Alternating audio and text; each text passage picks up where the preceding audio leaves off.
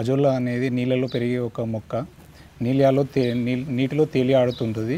దీన్ని ప్రిపేర్ చేసుకో దీని యొక్క విశిష్టత ఏంటంటే ఇది అమినో ఆమ్లమ్స్ ఎక్కువగా ఉంటాయి, విటమిన్స్ ఉంటాయి. దీనిని ఎందుకు అంటే ఆ డైరీ ఫామ్లకి, కోళ్ళ పెంపకానికి, చేపల పెంపకానికి దానలాగా వాడుకోవచ్చు. దీన్ని పశువులకైతే, ఆవులకైతే 1 కేజీ వరకు ఇవ్వచ్చు. చేపలకు నేను నా సమీకృత వ్యవసాయంలో భాగంగా చేపలకు ఫీడ్గా వాడుతూ ఉంటాను. వీటిని కోళ్ళకు కూడా దానలాగా వాడుకోవచ్చు. సో దాన యొక్క పెట్టుబడిని తగ్గించుకోవడానికి ఇది యూజ్ అవుతుంది. ఇది పొలంలో కూడా నైట్రోజన్ ఫిక్సింగ్ ఏజెంట్గా కూడా వాడచ్చు. పొలంలో వెదజల్లే పద్ధతిలో ఎకరాన 5 కిలోలు జల్లినట్టయితే పొలం అంతా డెవలప్ అవుతూ ఉంటుంది. ఇది తీసిన కొద్దీ పెరుగుతూ ఉంటుంది. ఇట్లా ఇది ప్రిపేర్ చేసిన ఉద్దేశం ఏంటంటే దీనిలో ఒక 1 ఇంచు మట్టి, 2 ఇంచుల వాటర్ వేయాలి. దీనిలో 1 కిలో అంతా, 10 కిలోలంతా పశువుల పేడ వేసినట్టయితే దీనిలో 2 ఇంచుల వాటర్ పెట్టి ఈ నాచు మొక్కను కొంచెం ఒక 25% వేసినట్టయితే 75% 1 వీక్లో డెవలప్ అవుతుంది.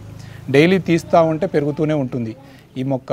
సో దీనివల్ల ఏమవుతుంది అంటే ఇది అమినో ఆమ్లమ్స్ ఎక్కువగా ఉండడే పునరుత్పత్తి, ఆవులు తొందరగా చూడు కట్టడం జరుగుతుంది. నేను పాల యొక్క ఫ్యాట్ కాంటెంట్ పెరగడం జరిగింది. సో ఇది నేను తోటి ఫార్మర్లకి ఇవ్వడం జరుగుతుంది.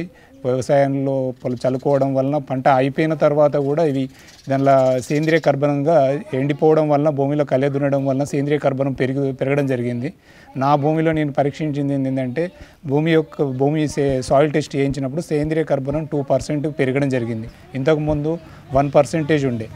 ఈ పెరగడం అది భూమి యొక్క నన్ను చూసి తోటి ఫార్మర్స్ అంతా పొలంలో 25 రోజులప్పుడు అలకడం జరుగుతుంది. సో భూమిలో భూమి యొక్క భూసారాన్ని పెంచడానికి కూడా అజొల్లా ముఖ్య పాత్ర వహిస్తుంది. ఇది ఎలాగంటే దీన్ని కమర్షియల్ ఫార్మర్స్ కొంతమంది నా దగ్గర తీసుకెళ్ళి కమర్షియల్గా కూడా అమ్ముకోవడం జరుగుతుంది. సో వాళ్ళు మార్కెటింగ్, వాళ్ళకి అజొల్లా కావాలనుకున్నవి ఛార్జ్ చేస్తారు. కిలోకి 200 రూపాయలు ఛార్జ్ చేసి అమ్ముకోవడం జరుగుతుంది.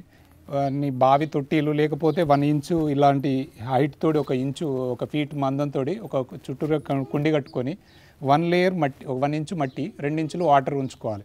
సో దానిలో ఉంచినప్పుడు ఏమవుతుందంటే దీనిలో వారానికి ఒకసారి కొత్త వాటర్ని యాడ్ చేస్తూ ఉండాలి. ఈ వాటర్ని తీసేయాలి. ఎందుకు అంటే వాటర్లో నైట్రోజన్ కాంటెంట్ పెరగడం వలన ఇది ఇలా ఎరుపు ధాతుకు వస్తుంది.